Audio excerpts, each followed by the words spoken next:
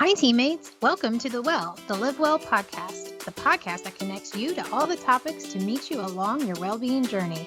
I'm one of your hosts, Jen Collins. And I'm Seth Christopher. Welcome to The Well.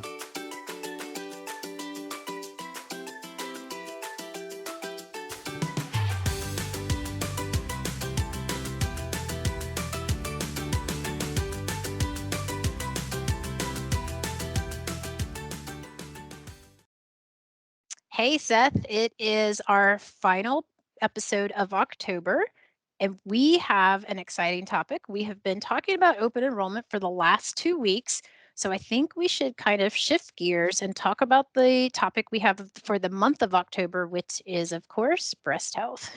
That's right. A big topic that we've discussed in the last month plus, and teammates have gotten a lot of information about benefits. But let's really get back to the core of the well, and let's talk about some things that really impact people's overall health and well-being, in addition to having the benefits for it. But let's talk about breast health, and let's revisit a conversation that we had actually last year that I think is still relevant to today's topic, but also very timely when we think about getting your screenings, the importance of preventive health, and how that can play a potential impact in some of your outcomes with breast health. I think that's great. Let's play that now.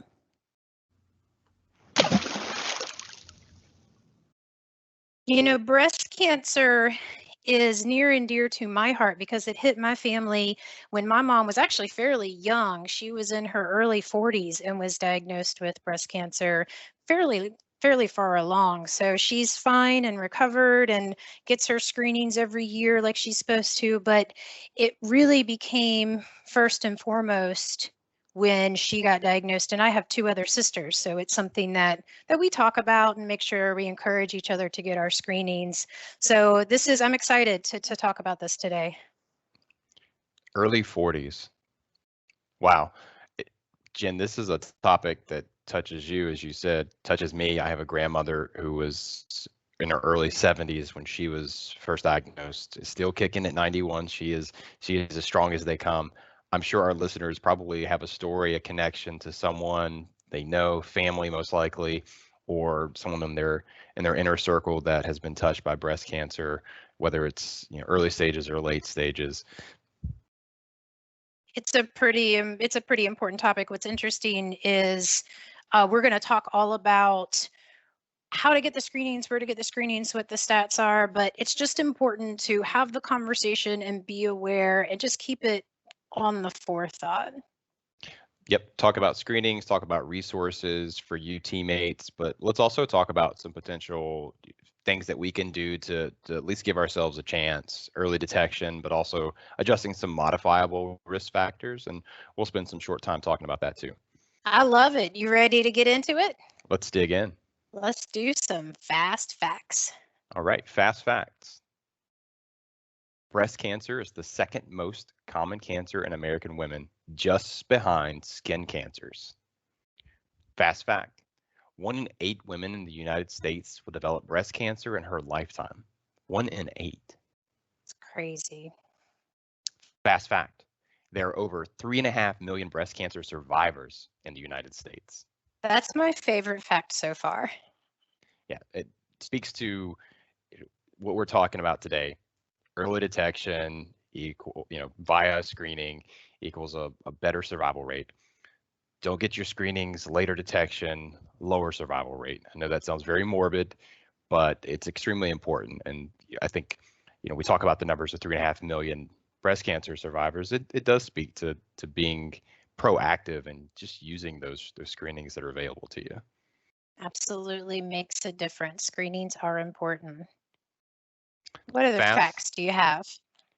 Fast fact. In a recent study by the Massachusetts General Hospital, looking at the impact of COVID, and as we all know, everyone's healthcare was disrupted, 31% of people who had been diagnosed with breast cancer reported a delay in care.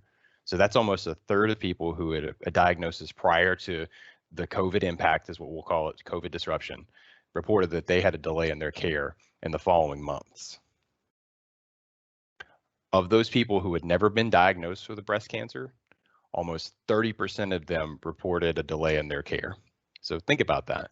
So a little bit less than 30% of people not having a diagnosis of breast cancer prior to COVID reported that they had an impact on their screenings, versus more than 30% of those that were currently undergoing treatment or had already had a diagnosis.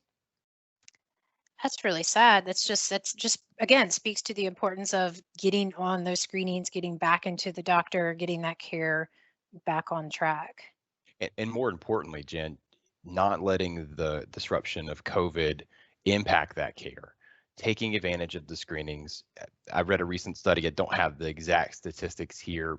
Essentially what they looked at was what was the COVID effect, not just within the next year, but over the lifespan of certain cohorts of women. And what they determined was something as simple as pushing out your screening 6 months could result in higher mortality. And there actually are some expectations that in a specific model that I think they ran in Denmark, they're looking at higher mortality rates as a result of breast cancer over the next 5 years than we experienced in the previous 5 years. That's really wild. And that actually makes me think about, I had a coworker at a previous job who she actually had nothing to do with COVID, but she ended up delaying her mammogram. Actually, I'm pretty sure it was about 6 months. And within that 6 months, she noticed a lump and had to go in, and she had breast cancer. And when we talked, she's doing fine now. She's recovered. She's actually a really great champion for awareness and screenings. But what's interesting is when we talked, part of what kept her from going to get her screening was she felt she couldn't take off time from work. And not because of our job, it was just the nature of our job, because our old place really promoted screenings and going to get your preventative care. But she in her own self felt that she just couldn't take the time. And so now she's absolutely a champion for not missing those mammograms. Great story.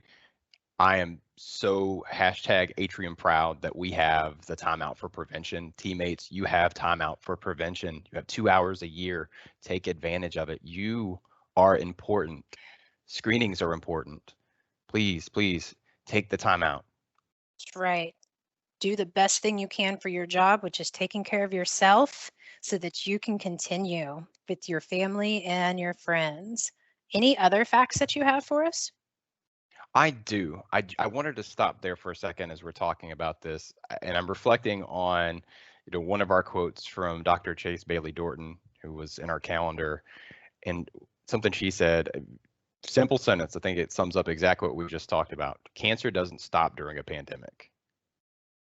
That's it. Get It was your screenings. right. Did you see the post? Did you get the postcard that Atrium sent to the house? It's nice and pink and gray, and it has this quote in great big letters on it and a picture of Dr. Bailey Dorton. So great quote. Say it again. Cancer doesn't stop during a pandemic. Get your screenings. Yes, I love it. All right, last fast fact. In a 2016 meta-analysis that included 38 cohort studies, they found the most physically active women had a 12 to 21% lower risk of breast cancer than those who were least physically active. And so this speaks to sort of our niche in the world here, discussing the importance of being physically active, because it is one of those modifiable risk factors. And for teammates that are just plugging in, haven't always followed the podcast, we do like to talk about physical activity, but let's maybe visit some risk factors for breast cancer quickly so you get some more context for why being physically active is important. So risk factors for breast cancer include increasing age, race, breast characteristics, reproductive patterns, hormone use, alcohol use, tobacco use, diet, physical activity, body style.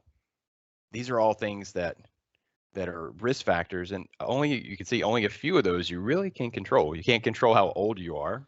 That's inevitable, and hopefully the number gets bigger every year. For some people, it gets stuck at 29. But physical activities within that list is one of those things that you can modify. And based on the fast fact, but tons of other research observationally and within clinical trials shows that increases in total of physical activity decreases risk of mortality, but also increases your likelihood of survivorship. Absolutely. And it's actually, we talk about physical activity with most cancers and decreasing risk. So it's a great thing. And what's nice is walking counts.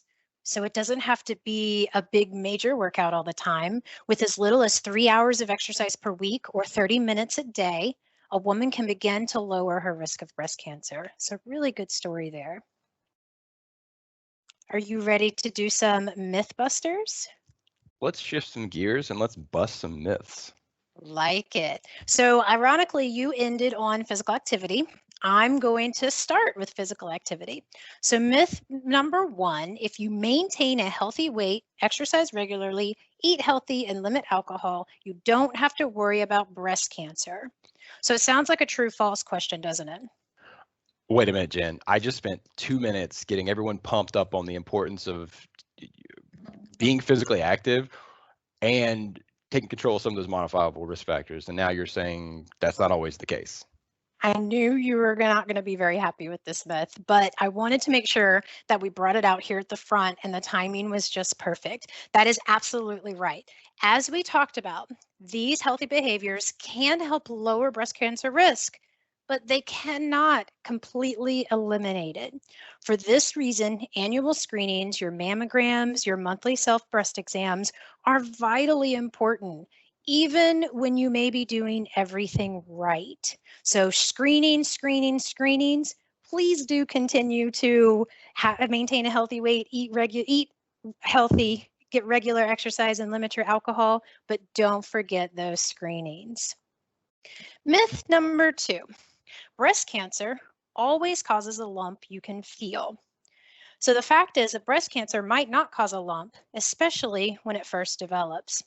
We recommend monthly breast exams, but it's not at the exclusion of mammograms, which are recommended annually once you get to a certain age, and definitely talk to your physician about what age you should begin your mammograms because it may depend on your risk factors. So while self-exams are designed to check for lumps during the year, in between those mammograms, it doesn't catch everything. So this is kind of our tagline today: screenings. Get those mammograms.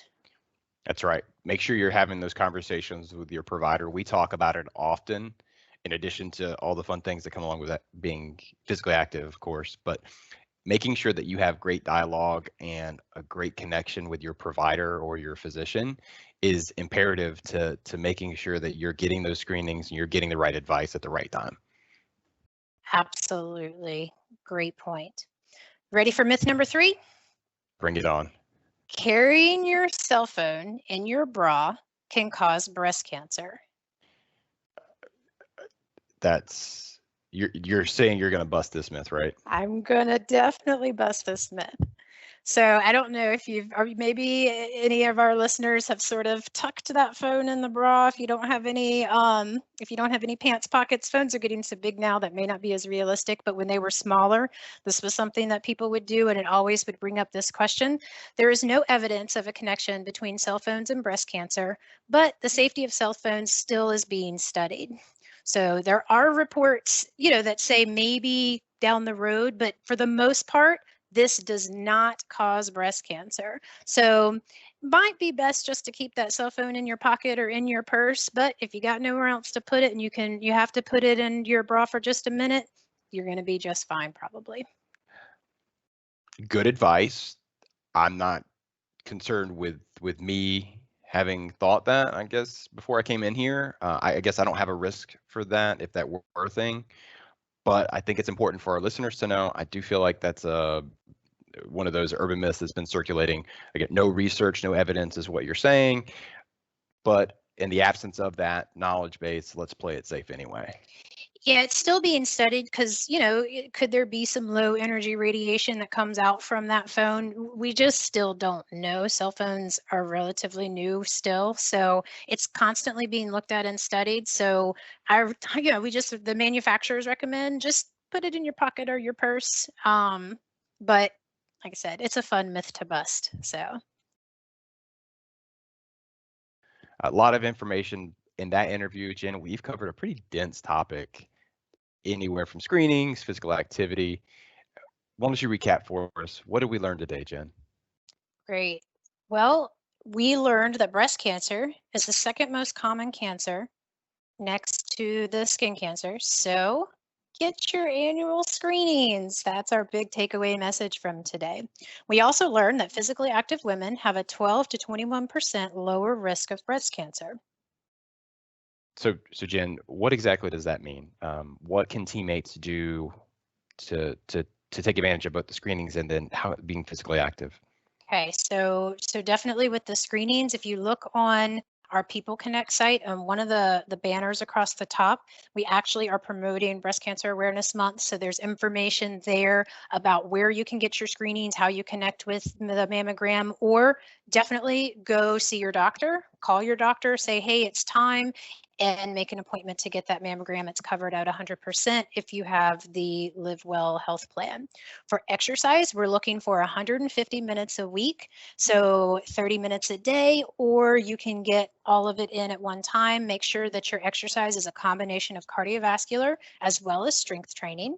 We talked about achieving and maintaining a healthy weight. This next one's all about diet. So this is kind of specific. So eat a healthful diet full of colors. So at least 2.5 to 3 cups of vegetables with 2 cups of fruit every day. Dark leafy greens, red and orange vegetables, legumes such as beans, lentils, peas, limit simple sugars. And then I found a lot of great information on the Susan G. Komen website. They're always up to date. So that's a great resource if people want some additional information about breast cancer and risk factor awareness and what to do. And here at Atrium Health and LiveWell, we have tons of resources. We talked about in our interview. Maybe tell us a little bit about the LiveWell resources that are available for people that want to get started. So as I said, the People Connect page is a great place. We also visit our fitness page under the Live Well tab. And there we have our Toned Up Tuesday videos. You can go to our fitness channel on Streams and you can follow that. We have, I think, 12 videos now with all different types of exercises that you can do. We even have exercises for kids that you can get your kids involved. We have challenges on the Total Health portal that you can connect with, but visit also the Live Well nutrition page for more information on how to build in healthy nutrition, how to connect with a dietitian, get that information that you're looking for. Tons of great resources through Live Well, through Atrium Health for teammates. Some of it sounds pretty basic, right? Get your 150, eat a diverse diet. But for those of you or for those of us that aren't doing a great job on either end, sometimes it's just about getting started. So feel free to use the resources. Every little bit counts. Dose response relationship, i.e., the more you do, the better off you are, whether it's from 0 to 5, not 0 to 150 minutes, but just start doing something, start building those habits, and you'll see the rewards. Our resources are listed at the end of the show, and we'll add links to the programs discussed today in the comments on our Streams channel. Looking for more things Live Well? Not following our Streams channel yet? Search The Well on Streams in Office 365 or find us on the Live Well website to access all our content. Thanks for listening to The Well today. Stay safe and live well.